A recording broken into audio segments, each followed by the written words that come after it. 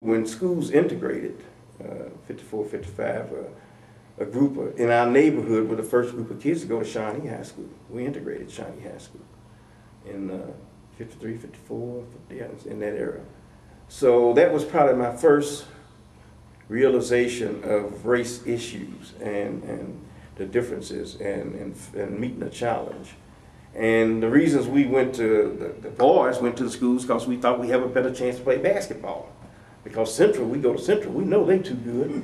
We can't make the team ever. We go to Shawnee and play against the white boys. We think we might have a better chance of making the team. Wrong, but nevertheless we thought that. It was sort of the motivation for us to go, and it was in walking distance. We live on Kentucky, and you could walk about a mile and a half, go close to 2 and get to Shawnee. And there was about 10 or 12 of us decided to go to Shawnee High School and integrate it, and that was an interesting experience.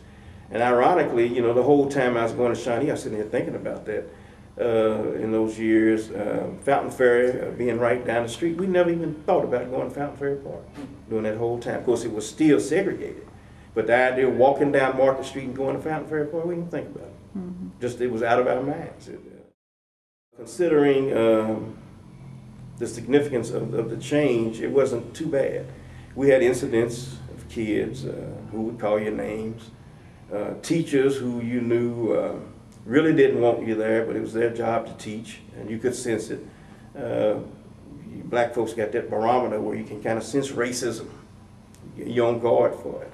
And there were some teachers who just didn't like you being there, but they accepted you being there and they did their jobs. Some of them you didn't think you got the grades you deserved, but that was all part of it. Probably I didn't deserve them because I wasn't that great of a student. I was more or less having fun. So I was at Shawnee in that environment, and my twin sister was at Central. We would compare books. This is one reality of it was all my books were new. Hers were old. And that was just, I bring books home, my books were new, her books were old. And it's in every grade, every class. And that was a reality. The biggest thing I remember, the difference of the education was the fact that our materials were newer and hers were old. And in most cases, I was further along in the chapters, not saying that I knew more. The one thing that I learned at Shawnee, I guess the big piece of the side education was that you got a comfort level around white people. You walked in a room, wherever it was, and that carried with me throughout life. You didn't walk in with a sense of inferiority. Mm-hmm. You felt very comfortable in terms of what the issue was or what you're going to deal with or whatever it may be.